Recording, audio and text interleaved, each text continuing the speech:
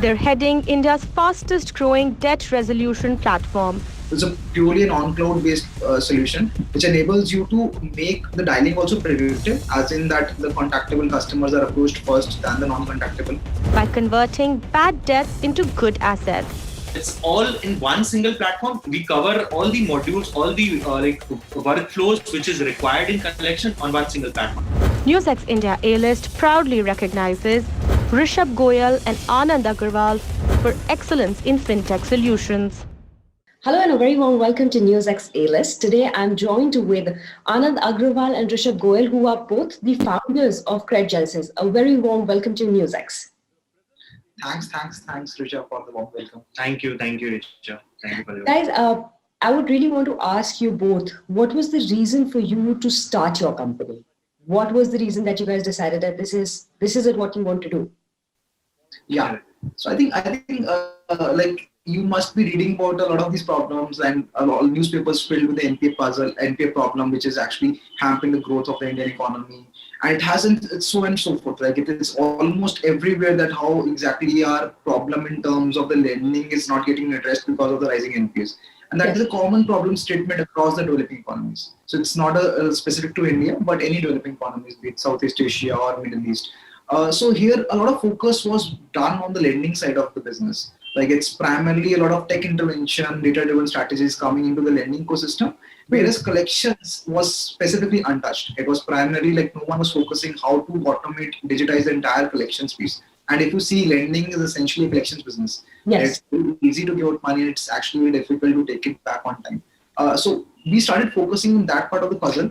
And so mostly I think when we kind of started on the collection side, most of these fintech companies were focusing on the lending side, and being collection the important part of the lending processes. We wanted to kind of understand the entire process of collection. We saw it was done manually driven. There was no tech driven approaches towards collection as well. While everything is getting digitalized, most of these collection processes still were archaic and they were done in traditional ways. So that is where I think we kind of brought the technological solutions and that's exactly what I want to ask. How does your company work? So we have a SaaS platform. So CredGenesis is a SaaS platform for enabling any lender to collect money on their own. So we have different modules on the platform. Like for example, we have a calling module, we have a communications module, we have a legal module altogether for the legal team to handle.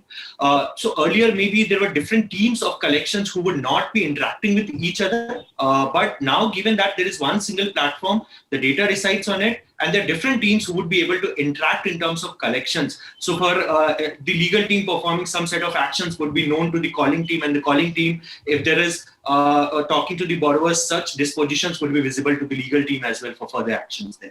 And there's a data-driven strategy at each and every component. Like for the comms part, essentially it automates the entire process of reaching out. Like basis how the customer is interacting with those comms. The next set of communications is basis how he is interacting. Suppose someone is reading a message 3 times versus someone who has clicked on a link 2 times versus someone who is just ignoring it.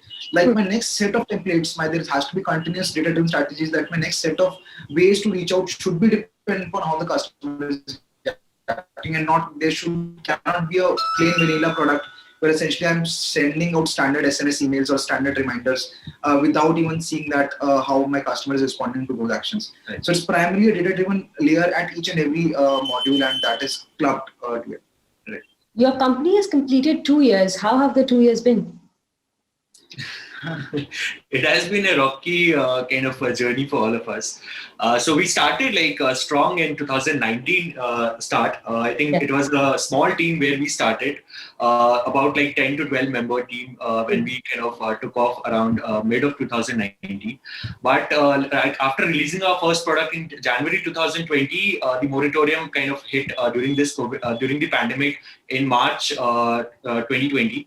And collections were almost stopped. Most of these banks and lenders were given the instructions to not kind of go forward on the collection side. Rather, they were kind of giving the customers to take much more time in terms of paying back their So that has been the post the pandemic, it has been a great journey for us. I think we have kind of grown like massively in the last 6 to 7 months. That has been quite an awesome journey where we have onboarded a lot of banks, like 32 clients on the NBFCs and the fintech side as well. Yeah, That's exactly what I would want to ask from you, Rishabh. What kind of client base do you all have? If you can share some with us. Right. I think in terms of clientele, so it started in the journey. It was initially with the fintechs we started because they are the early adopters. But over time, as the company matured, as the product matured, the banks started adopting it. The NBFCs, big NBFCs started adopting it.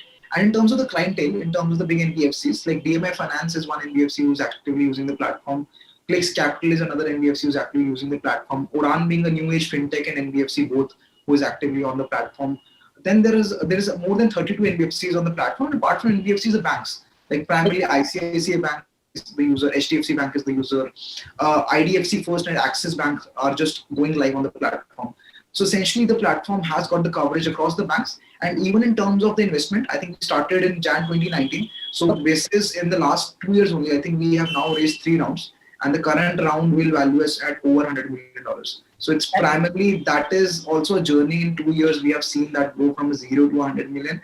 And that is primarily basis the customer feedback and basis how we have been able to improve on it in day-to-day life. Yeah, Anand, if you can explain to me what kind of main services do you give to your clients, if you can elaborate on that. So name services as in the collection services, right? Yes. Most of the collection side. We kind of try to automate the process first. I mean, the primary focus is that whatever is currently done manually in terms of collections, maybe like they might be uploading the Excel files in the morning for initiating calls the entire day. You can actually have an like deeply integrated system with Credgenic system and the banking like loan management system, so that there is complete like interaction happening on the platform. There is no like different teams needs to go on an Excel file to do certain level of things and then come back to the platform.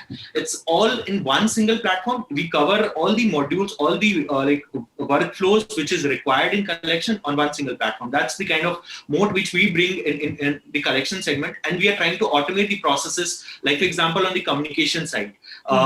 Today, you can design a digital journey of a borrower. So, for example, someone has defaulted today, what communication is going to be sent tomorrow, or maybe after 5 days after his default, would be kind of automated at the first place. And then you don't have to worry about day-to-day communications, which currently might be or traditionally might be done manually or in a very manual fashion. And also, I think calling, when Anand mentions calling, it is essentially the predictive dialers and predictive on-cloud dialers, where you can actually to our platform and do that seamlessly without involving any manual phones or without even getting physical dialers. It's a purely an on-cloud based solution which enables you to make the dialing also predictive, as in that the contactable customers are approached first than the non-contactable. And then also after that, the entire voice bot calling is also mentioned, like basis, even you don't require a human to actually call those accounts. A lot of these pre-delinquencies can be handled in form of voice bot, where it's also voice modulated in the form of a person and they are having to and fro conversation.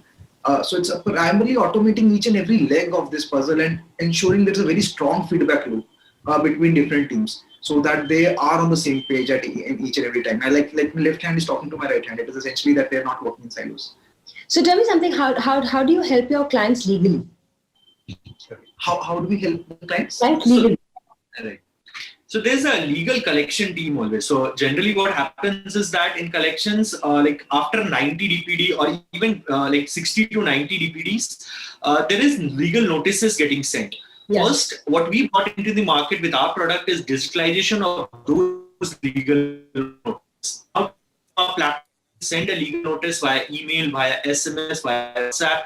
These different channels which were not earlier explored in terms of sending legal notices is now visible to you. End-to-end tracking of the physical notices is also there. If you're sending a physical notices, the tracking is kind of available. You don't have to go to Speed Post website and do the tracking part there. Then there comes the filing like section 138 or arbitration against the borrowers. In that scenario, you have an entire end-to-end legal workflow management system You can define the stages and have like at every stage what sort of cases are pending. Of those, how many cases have been breached, and then how many are to be focused in terms of taking forward to the next stage. These are the end-to-end management can be done by like earlier if there were like 100 like team required for legally handling the cases. Today it might be required about 20 to 25 members. That's the reduction in the manual, the human resources there.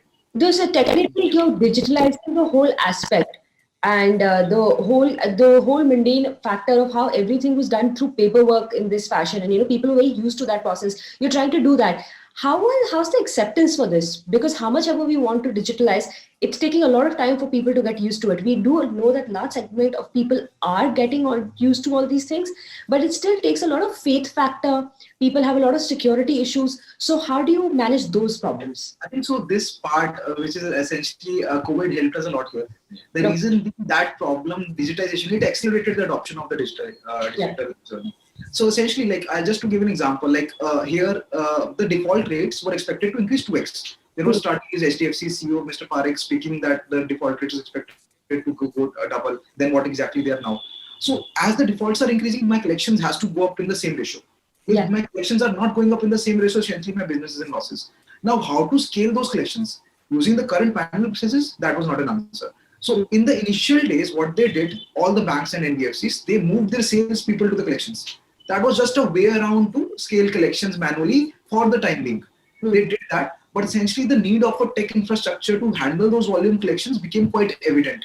Hence, it was not even the outbound sales, it was mostly the inbound sales we were doing at this point in time basis, what people were reaching out to us, which enabling them to adopt a tech infrastructure to handle those volume collections. So it's essentially that digitization adoption became very clear after the COVID, and it was primarily that people had accepted that and they were just trying to do it. Even in our demos, which we have, like whenever we kind of present it to the clients, even be it NBFC, be it a bank or in fintech, we have seen that the expectation level, we have gone way above that expectation level, because in collections, there is no such product in the market with respect to technology, users and then automation processes being brought to the collection. So that's why their expectation is also limited to some extent, which we are kind of overcoming with the product solution which we have brought in the market. And that is what we call New India, and that is what we call new ideas for the New India. Thank you so much, Rishabh and Anand, talking to us. And that's a vision of a new India that we see here when we talk about digital India, getting into a way that people would have never imagined. Thanks a lot for speaking to NewsX, and all the very best for your organization. Thank you, Rishabh, for having us. Thank you. For more such videos, subscribe to the NewsX YouTube channel, hit the bell icon.